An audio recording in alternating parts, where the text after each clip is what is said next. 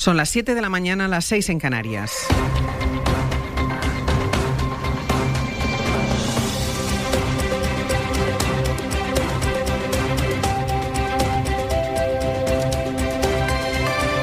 En la cadena SER, Hoy por Hoy, con Ángeles Barceló.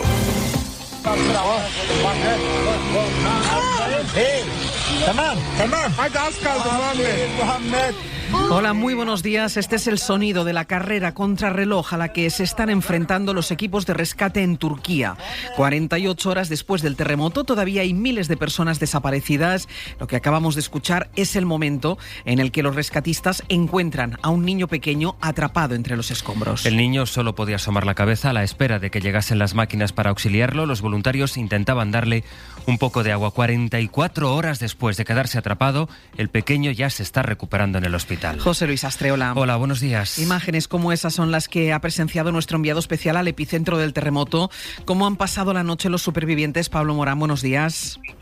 Buenos días, Ángel. Por ejemplo, en esta localidad de Adiyaman, en la zona cero del terremoto, hay calles enteras que han desaparecido y los supervivientes pues pasan las horas a la intemperie, entre escombros y sucios por el polvo que levantan las casas que se han venido abajo. Pasan las horas en torno a hogueras improvisadas en la calle, necesarias para combatir las temperaturas bajo cero que se registran estos días en esta zona de Turquía, especialmente de madrugada. Otros se refugian en cafeterías o tenderetes de los parques como este en el que nos encontramos, en pleno centro de la ciudad. Aquí hasta ahora el día ha comenzado ya, los adultos preparan el desayuno y los más pequeños corretean como si nada pasara, curiosos por ver el trabajo de los rescatadores internacionales que se han venido a echar una mano. Estamos hablando de familias enteras sin casa, la intemperie. Ahora esperan que el estado de emergencia decretado por Erdogan sirva para darles cobijo en un invierno especialmente frío. Volveremos a Turquía en los próximos minutos. Pablo, gracias. Hasta ahora. Hogueras en las calles en Turquía, en Siria la fotografía es muy parecida. Así celebraban esta madrugada el momento en el que los cascos blancos lograban rescatar a una bebé. Entre las ruinas, entre los dos países, hay en este momento más de 8.200 muertos, casi 40.000 heridos. Además, toda esa región sigue en alerta porque no se descartan nuevos derrumbes, Bayo. Sí, las réplicas son constantes. Ha habido cerca de un centenar en los últimos 2 días, a pesar de lo cual las tareas de búsqueda y rescate entre los edificios desplomados no cesan. El presidente turco se felicitaba ayer porque, al menos entre tanto dolor, se ha podido rescatar de entre los escombros a más de 8.000 personas. Erdogan, que tiene previsto visitar las zonas más afectadas del sur de Turquía, decretaba ayer el estado de emergencia en 10 provincias del sureste, lo que permitirá a su gobierno disponer de todos los recursos públicos y privados para atender esta emergencia.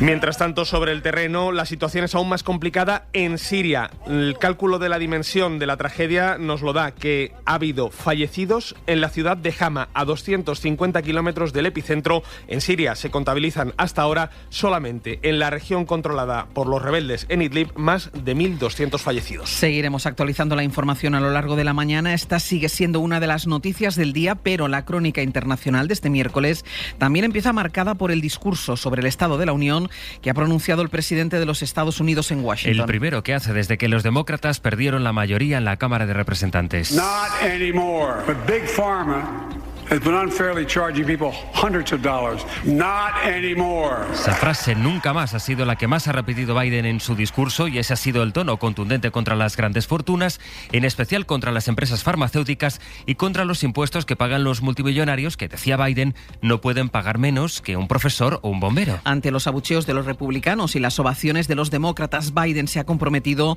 a garantizar un sistema de salud asequible para todos los estadounidenses y a blindar los derechos de las mujeres, de los homosexuales y de los afroamericanos. Siguiendo el discurso desde el Congreso ha estado nuestra corresponsal en Washington, Sara Canals. Sí, un discurso en el que el presidente Biden ha puesto hincapié en sus logros y objetivos sociales, lo que se puede leer como un guiño para una posible reelección en 2024. Ha destacado el nivel de desempleo, el más bajo en los últimos 50 años, y ha prometido luchar para mejorar la vida de los americanos, mejorando el sistema sanitario, imponiendo, por ejemplo, un tope al precio de la insulina o con más impuestos para ricos y farmacéuticas. Big Pharma has been unfairly charging people hundreds of dollars. Entre sus propuestas, restablecer el derecho al aborto, acabar con la crisis de opioides, pero sobre todo una reforma del control de armas y del sistema policial, para evitar que se repitan casos como el de Tyre Nichols, el joven que murió apalizado por 5 policías. Join us tonight are the parents of Tyre Nichols. Welcome. Los padres de Nichols, por cierto, han seguido el discurso desde el Congreso como invitados de honor. Aquí en España, la tensión que ha generado dentro del Gobierno la rectificación de la ley del solo sí es sí va a llegar hoy al Congreso de los Diputados. Va a seguir siendo el gran asunto. A las 9 hay sesión de control, la escucharemos en directo y ahí el Ejecutivo se va a tener que enfrentar a las preguntas de la oposición en medio de la polémica que sucedió a las declaraciones de la ministra de Justicia aquí en Hoy por Hoy, cuando defendió la reforma que ha presentado el PSOE para volver a subir las penas. Pilar Llop dijo que el consentimiento seguía en el centro de la norma, pero que solo con una herida la víctima ya podría probar que hubo violencia en la agresión sexual. Estamos en serio riesgo de volver al Código Penal de la manada, al de la violencia y la intimidación, y mi función es garantizar que el consentimiento siga en el centro del Código Penal. Esta fue la respuesta que dio la ministra de Igualdad, Irene Montero. El presidente del Gobierno defiende la ley, pero... Hemos comprobado que la ley ha tenido algunos efectos indeseados en su aplicación. Digo efectos indeseados. Y me quedo corto. Y fuera de esta polémica está el fin de la mascarilla en el transporte público. Hoy es el día. En cuanto se publique en el Boletín Oficial del Estado va a ser oficial. Después de casi 3 años ya no vamos a tener que usar la mascarilla ni en el metro, ni en los autobuses, los trenes, los aviones, pero sí seguirá siendo obligatoria en centros sanitarios, residencias y farmacias. Es miércoles, es 8 de febrero.